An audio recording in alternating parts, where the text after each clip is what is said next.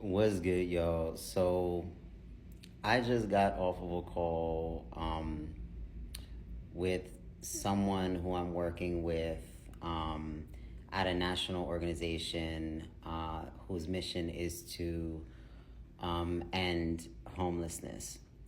And we were just discussing about how they were able to pass local laws for Maryland where there are alerts, purple alerts to look out for, children and adults that are differently able, because so far we had only had alerts or could only put out alerts for certain populations, such as like elderly people or like really young kids. And it made me be so aware of this spiritual truth, that justice is justice is a version of love. The emergence of and the need and the desire for justice comes from deep unconditional love.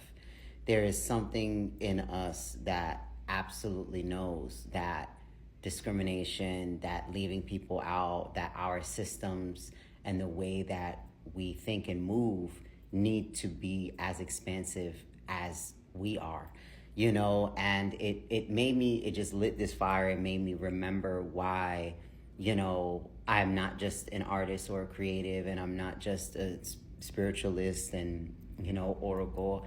I am also very much a social justice advocate.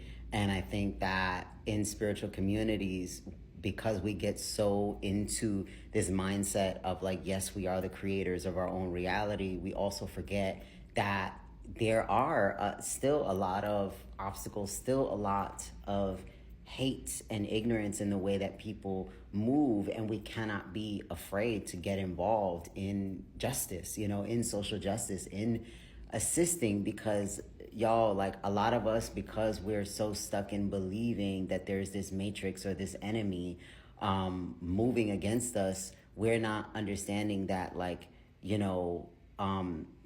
especially in the United States, we have so much power, and people complain and whatever. And yes, sure, you know, um, it doesn't need to affect you. However, like, there's so much that we have access to. There's so much that for me, it's just like, how is it that people can like separate politics and all of these things, right? Like, I get it. There's a lot of popularity contests. There are tons of agendas and all of those things. And also, right, like, we are not where we were. And so we need to do the work, especially in spiritual community, like, do the work of healing from within, and acknowledging and realizing that it actually does matter. It matters what we do. It matters how we think. It matters, that we feel with our heart, because when you feel with your heart, then you can understand which people are actually in alignment with like really truly what they feel is best for the greater good. It may not be something that you may be originally open to or thinking about. And I hear a lot of people that they're like, oh, it's a way of causing division or separation. And it's like, actually, there are things that are better for people, and there are things that are worse for people. And being idle when there are, where literally, like, as a spiritualist, you wouldn't be able to get paid, if it wasn't for the systems that you're using. Those all come from the government being able to organize these things. So it sounds really ludicrous and kind of ridiculous to hear so many people talking about, well, oh, like, it doesn't matter what happens, whatever. Yes, I get that. And also, like there are forces that are banking on you abandoning our government and abandoning the powers that you have, so that other people remain complicit, and so that we actually don't move on our power to make changes possible. You have to understand, especially my people in the United States, in the what we call the free world, right? We need to really understand that we are the beacon, we are the compass, we are the needle that moves justice across the world. People look to us across the world. And so stop playing games, and start really understanding, and I have my reservations. Don't get me wrong. I have tons of reservations when it comes to government and politics and all of these things. And also, I am reminded today again that like we have something that like it is on the leading edge. We are in the leading edge and we are on the precipice of our government turning into something really, really beautiful. And if we turn away, if we walk away, it's like any relationship without the commitment of really understanding, right? Because like it's useless to have a complaint and not turn it into a solution.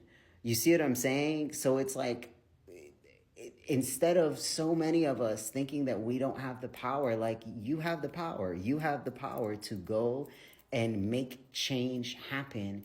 And you will forever make changes for people who come after you, and that is such a marker of unconditional love, y'all.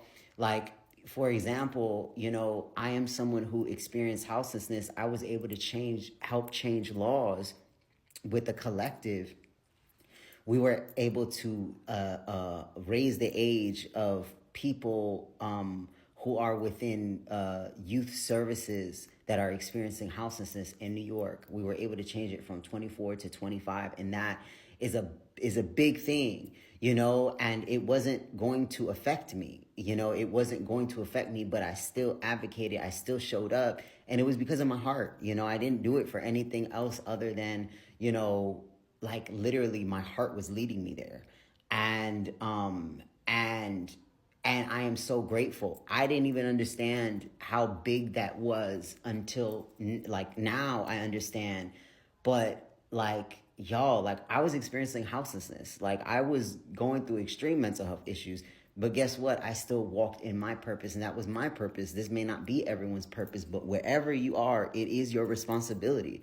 Whether you do, micro, whatever, eyelashes, or whether you are a fashion designer, it is your responsibility to open your heart to understanding how your field and what you're doing and where you're working is either moving in alignment with the greatest good of all or moving in an energy of separation. And during this time when we're experiencing so much karmic settling, we'll say, it is really important to be on the right side of these things. That's all I'm saying.